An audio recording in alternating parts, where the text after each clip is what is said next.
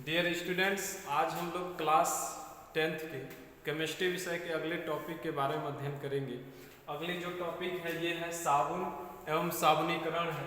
Soap and सोपोनिफिकेशन कहते हैं। ठीक है, साबुन और साबुनीकरण है। ये साबुन क्या है, किस प्रकार बनता है, या साबुनीकरण किसे कहते हैं। ठीक है, यह टॉपिक बहुत ही महत्वपूर्ण है बोर्ड के दृष्टिकोण से भी, क्योंकि ये 100% है कि ये आएगा। ठीक है, तो इसको आप लोग बढ़िया से तैयारी करेंगे। देखिए साबुन क्या है। जब उच्च वसी अम्लों को लेकर सोडियम अथवा पोटेशियम हाइड्रॉक्साइड के साथ अभिक्रिया कराया जाता है तो ग्लिसरीन के साथ जो लवण बनता है उस लवण को ही हम साबुन कहते हैं। एक बार और देखेंगे, उच्च वसी अम्लों को लेकर जब सोडियम अथवा पोटेशियम के हाइड्रॉक्साइड के साथ अभिक्रिया कराते हैं तो ग्लिसरीन के साथ जो लवण बनता है उस लवण को ही हम क्या कहते हैं, साबुन कहते हैं। और साबुन बनने की क्रिया को या साबुन बनाने की प्रक्रिया को ही हम क्या कहते हैं, साबुनीकरण कहते हैं। ठीक है, तो देखेंगे ये कैसे बनता है, इसका रिएक्शन कैसे होता है। ये तो डिफिनीशन हो गया, इसका रिएक्शन कैसे होता है तो देखेंगे। इसमें उच्च वसी अम्लों को लिया जाता है। तो उच्च वसी अम्ल में यहाँ पे हम लेते हैं कौन, ट्राइस्टेरीन है। ट्राइस्टेरीन को लिया जाता है, ये होगा CH2O CO C17H35 CHO COO C17H35, फिर इसको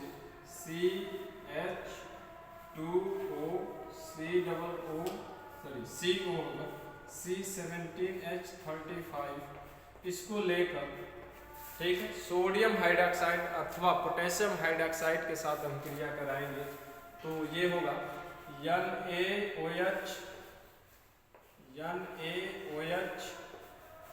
NaOH। इस NaOH को एक साथ लिख दें तब भी चल जाएगा, या अलग अलग करके तीनों को लिख दें। अगर एक साथ लिखेंगे तो 3NaOH लिखना पड़ेगा। ठीक है, ये देखिए क्रिया कैसे करेगा। ये इतना भार, ये जो देख रहे हैं यही ट्राइस्टेरीन है। क्या है, ट्राइस्टेरीन है। लिख दे इसको,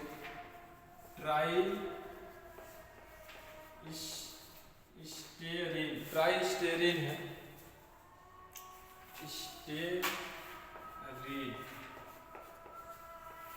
ट्राइस्टेरीन है, ये सोडियम हाइड्रॉक्साइड है। देखिए ट्राइस्टेरीन के इतना भाग टूटकर सोडियम के साथ अभिक्रिया कर लेगा।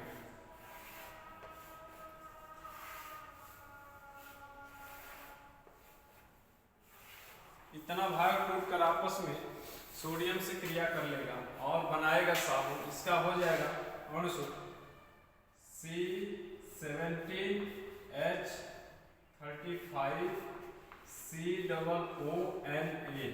ठीक है, ये 3 कर दिएगा। ठीक है, तो ये जो बनेगा इसको हम कहते हैं सोडियम स्टेरेट कहते हैं। ये क्या है, सोडियम स्टेरेट है। सोडियम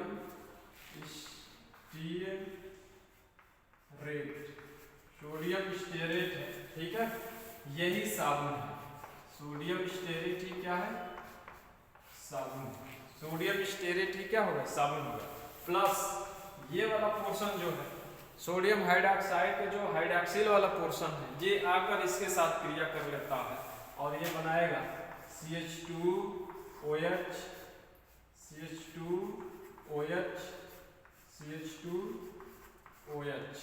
ये 2 नहीं है।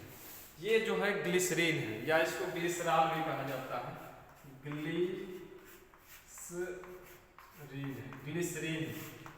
ग्लिसरीन भी कह सकते हैं अथवा ग्लिसरॉल है। तो ये तो ग्लिसरीन बन गया, लेकिन ये जो देख रहे हैं ये वाला पोर्शन जो है ये इसको सोडियम स्टेरेट कहते हैं। यही क्या है, साबुन है। ठीक है, तो ये रहा समीकरण है साबुन बनाने की, जो रासायनिक समीकरण है जो कि आप लोग को याद रखना है और ये सबसे महत्वपूर्ण भाग है। ठीक है, अब अगला टॉपिक देखेंगे क्या होगा। अगला जो टॉपिक देखेंगे है साबुन की सफाई प्रक्रिया है। देखेंगे साबुन किस प्रकार मैल को साफ करता है, ठीक है, इनके बारे में जानेंगे।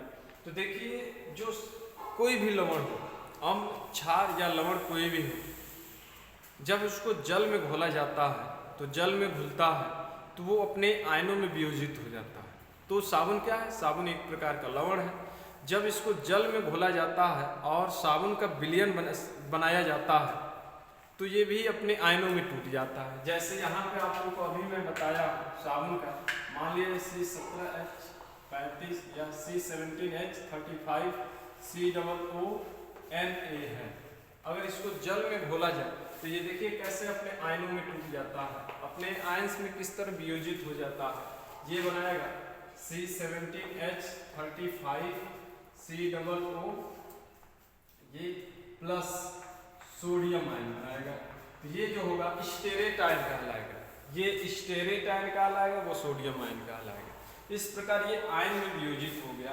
तो इसमें देखेंगे हम केवल इसकी अब हम बात कर रहे हैं, सोडियम आयन तो अलग है, ठीक है, इसको हम छोड़ रहे हैं अभी। ये जो देख रहे हैं इसमें इसके C17H35 COO जो है, ये जो भाग स्टेरेट आयन जो है इसके भी दो भाग हैं। एक भाग जो है इसको हम कहते हैं, ये वाला भाग हाइड्रोकार्बन भाग, ठीक है। हाइड्रोकार्बन भाग जो होता है ये अध्रुवी होता है, इस पर कोई आवेश नहीं है, इस पर कोई चार्ज नहीं पाया जाता है। जबकि ये जो देखेंगे ये वाला पोर्शन जो है, ठीक है, इस पर आवेश पाया जाता है, इसलिए ये ध्रुवी सिरा कहलाता है।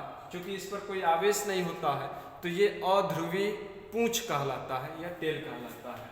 जो ये ध्रुवी सिरा है, ठीक है, यह ध्रुवी सिरा ये जल रागी होता है। क्या होता है? जल रागी होता है, यानी जल के साथ अगर क्रिया कराया जाए, जल के अणु के साथ क्रिया कराया जाए तो जल के अणु आसानी से इसके साथ बंध जाता है, तो ये जल रागी होता है।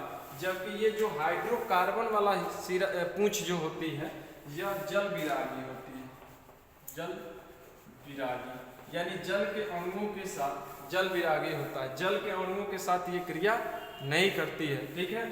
तो ये दो भाग बन जाते हैं या दो ध्रुव बन जाते हैं, एक जल रागी होता है और एक क्या होता है? जल विरागी होता है, ठीक है। अब क्या होता है, जब इसके विलयन में इस प्रकार की संरचना बन जाती है। और यह संरचना किस प्रकार बनती है? ये साबुन के अणु जो होते हैं, ध्यान देंगे, जब जल में घोला जाता है, ये मान लीजिए जल पात्र में रख दिए हैं, जब जल में घोला जाता है तो ये देखेंगे इस प्रकार की संरचना बन जाती है।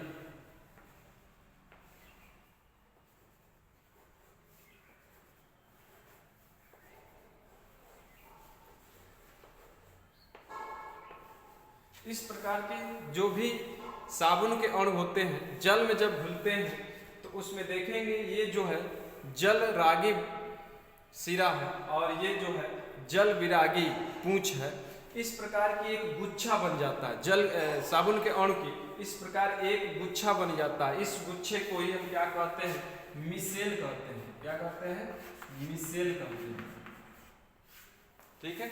जो साबुन के अणु है जब पानी में डालकर उसको घोला जाता है तो उसमें अभी मैं बताया हूं कि जो ये जल रागी भाग होता है यह जल के बाहर की ओर होता है, ठीक है। जबकि ये जो अध्रुवी भाग जो जल विरागी भाग होता है ये जल के अंदर की ओर इस प्रकार व्यवस्थित हो जाता है और एक गुच्छे का निर्माण करता है। इसी गुच्छे को क्या कहते हैं? मिसेल कहते हैं, ठीक है।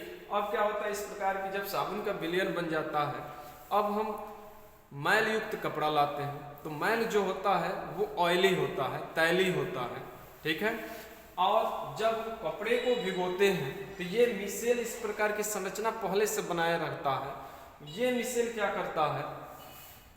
मैल को बीच में ला देता है, मैल को क्या करता है? बीच में ला देता है, जिसमें क्या होता है कि जो अध्रुवी भाग होता है साबुन के अणु का वह मैल के साथ जुड़ जाता है, ठीक है। जो कि ध्रुवी जो भाग होता है वो बाहर की ओर हो जाता है, ठीक है।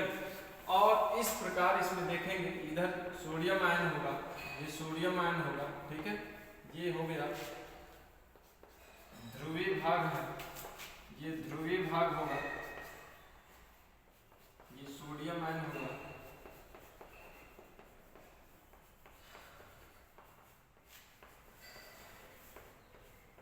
ठीक है। इस प्रकार की संरचना बन जाती है। जब हम यांत्रिकी रूप से कपड़े को हाथ में लेकर उसको धुलते हैं, ठीक है, तो क्या होता है कि इस प्रकार की संरचना बनकर उसमें से निकलने लगती है और झाग के साथ बह जाती है। इस प्रकार मैल भी जो होता है इसके साथ साथ मिसेल के साथ क्या होता है, बह जाता है जल के साथ, ठीक है, झाग के साथ, और कपड़ा क्या हो जाती है, कपड़ा साफ हो जाता है, कपड़े की धुलाई हो जाती है। तो यही साबुन की सफाई प्रक्रिया है, ठीक है, जो कि ये जानना चाहिए। याद रखें कि ये मिसेल बहुत महत्वपूर्ण वर्ड है, ठीक है। मिसेल ही जो है, मिसेल का अगर निर्माण नहीं होता तो जो कपड़े में मैल होती है उसकी सफाई नहीं होती है। मैल की सफाई जो वास्तव में यही मिसेल करते हैं, ठीक है। तो आज के लिए बस इतना ही, कल फिर से अगले टॉपिक के बारे में अध्ययन करेंगे।